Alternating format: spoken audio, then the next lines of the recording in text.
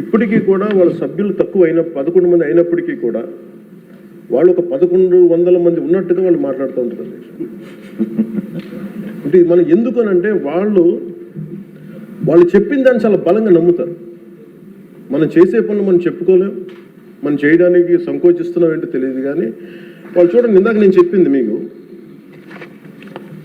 when we are irresponsible, our NDA alliance is so responsible, reliable and reasonable government, while they are irrational, irresponsible and abusive group. వీటన్నిటి మధ్యలో మనం కూర్చోబెట్టి మనం ఏదైనా మాట్లాడాలి అంటే మనందరం కూడా ఒక ఏకాభిప్రాయం మీద ఒక ఏకత్వం ఉండాలి అనేది నేను మనస్ఫూర్తిగా సభ్యులందరినీ కూడా నేను కోరుకుంటా ఉన్నాను. అంటే వాళ్ళు చూడండి, ఆర్టికల్ 21 కాన్స్టిట్యూషన్ ఆఫ్ ఇండియాలో protection of life and personal liberty మాట్లాడితే మేబీ వాళ్ళు ఏమనుకుంటున్నారంటే endangering others life, violating their liberty must be fundamental right అనుకుంటున్నారు వాళ్ళు. ఇది మనం కరెక్ట్ చేయాలి.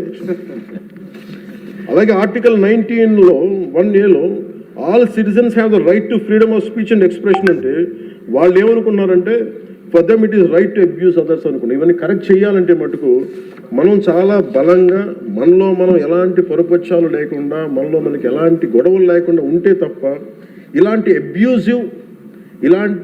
అబ్యూజివ్ వ్యక్తుల సమూహాన్ని మనం ఎదుర్కోలేము అధ్యక్ష. కల్తీలు వాళ్ళే చేస్తారు, వాళ్ళే బూతులు తిడతారు. ఎలా ఉంటుందంటే హిందీలో చెప్తారు, ఉల్టా చోరు కొత్త వాళ్ళు కూడా అంటే దోపిడీలు చేసే దొంగ పోలీసు వస్తే పోలీసుని దొంగ అని అరిచాడు. వాళ్ళే తిట్టి వాళ్ళే అబ్యూస్ చేసి మళ్ళీ మనం తిట్టామని చెప్తారు. కల్తీలు వాళ్ళే చేస్తారు. కానీ మనం డిఫెండ్ చేసుకోవడానికి irrespective of whether we are from different parties, మనం విభిన్నమైన కుల సమూహాల నుంచి రావచ్చు. కానీ బట్ రాష్ట్ర ప్రయోజనాలకి మనందరం ఒకే గళంతో ఉండాలని మనస్ఫూర్తిగా మీ ద్వారా నేను అందరూ ఉండాలని కోరుతున్నాను. నాకు మీకు ప్రజల ఆకాంక్షలు ఎలా ఉంటాయో తెలియదు, ప్రజల ఆశయాలు ఎలా ఉంటాయో తెలియదు. మీరు బడ్జెట్ వస్తుంది అంటే అరే మాకు ఏమొస్తుంది ఇందులో కోరుకుంటారు.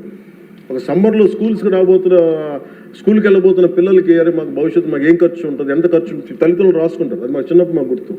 అలాంటిది ఒక బడ్జెట్ వస్తుంది అంటే ఎన్ని ఆశయాలు ఉంటాయి, ఎన్ని కోరికలు ఉంటాయి, ప్రతి గ్రూప్ మాకేమొస్తుంది మాకేముంటుందని అనుకుంటా ఉంటాం.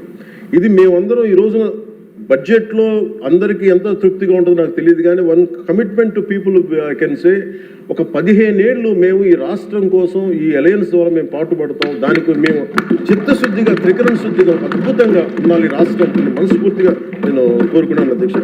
వీటితో పాటు నేను ఒకటి మీ దృష్టికి తీసుకొస్తా ఉన్నాను. బడ్జెట్ లాంటివి అద్భుతంగా చేయడానికి వ్యవసాయానికి సంబంధించి కావచ్చు, లేదంటే అన్ని రంగాలకు సంబంధించి కావచ్చు, పయ్యావుల కేశవ్ గారు ఉన్నారు, అచ్చెన్నాయుడు గారు ఉన్నారు, గౌరవ ముఖ్యమంత్రి గారు ఉన్నారు, అపారమైన అనుభవంతో ఉన్న సభ్యులు ఉన్నారు. ప్రజలు మన నుంచి ఆశిస్తున్న అధ్యక్ష, గొడవలు లేకుండా ఈ అలయన్స్ బలంగా ఉండాలండి. మనం తెలియచేయాల్సింది ఏంటంటే, ఏ ఒక్క ఎమ్మెల్యే ఈ సభలో అడుగు పెట్టాలన్నా అన్ని కులాలు అన్ని మతాలు సపోర్ట్ చేయందే, ఎంతో కొంత ఓటు వేయందే ఇక్కడికి రావాలి అధ్యక్ష. కానీ ఈ మధ్యన పరిస్థితులు ఎలా ఉన్నాయంటే, బయట ప్రత్యేకించి వీళ్ళు చేస్తున్నది, వాళ్ళు ఎలా మాట్లాడుతున్నారంటే ఇష్టం వచ్చినట్టుగా తిట్టేసి కులాలు వెనక దాక్కున్నారు అధ్యక్ష. అది మటుకు ఎందుకంటే నేను ఒక భారత రాజ్యాంగం నేను నమ్ముతున్నాను పెట్టినప్పుడు I'm beyond cost, creed and religion.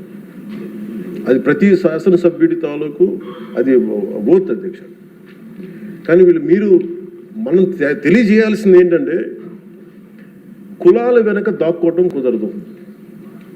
మీరు ఇష్టానికి తిట్టేసి ఇష్టానికి వచ్చి ఏదైనా తిరిగి అంటే మేము కులాల వెనక దాక్కుంటామంటే ఇలాంటి ధోరణి కనుక మనకు ఉంటే ఆంధ్రప్రదేశ్ ప్రజానికం నష్టపోతుంది.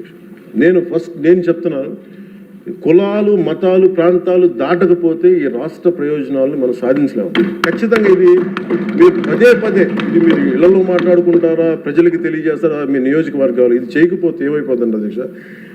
ఇందాక వారి గురించి చెప్పాను, వాళ్ళు విచ్ఛిన్నం చేయడానికి సిద్ధంగా ఉన్నారు. ఇప్పుడు మన ఐక్యత ఉండాలి అని సమాజం కోరుకుంటే వాళ్ళు విచ్ఛిన్నం చేయడానికి సిద్ధంగా. దీన్ని రిపీటెడ్గా కనుక మనం ప్రజల్లోకి తీసుకెళ్ళకపోతే మటుకు మళ్ళీ ఎన్ని గొప్ప బడ్జెట్లు పెట్టి ఎంత సదాశయాలతో ఉన్నా కానీ quality of thought, quality of behaviour కనుక మనకు లేకపోతే ఇంత బడ్జెట్లు కూడా, ఇంత ఆశయాలతో ఉన్న బడ్జెట్లు కూడా నిష్ప్రయోజనం అయిపోతాయి. ఆ జాగ్రత్త మనం అందరం తీసుకోవాలి అధ్యక్ష. ఈరోజు మనం బడ్జెట్ గొప్పగా ఉంది అని ముందుకు తీసుకెళ్తున్నాం, కానీ మన బాధ్యత కూడా మనం నిర్వర్తించాలనేది నేను మనస్ఫూర్తిగా సభని కోరుకుంటూ గౌరవ ముఖ్యమంత్రి గారికి అవకాశం ఇచ్చిన మీకు, గౌరవ శాసనసభ్యులందరికీ, మంత్రివర్గానికి అందరికీ ధన్యవాదాలు తెలియజేసుకుంటూ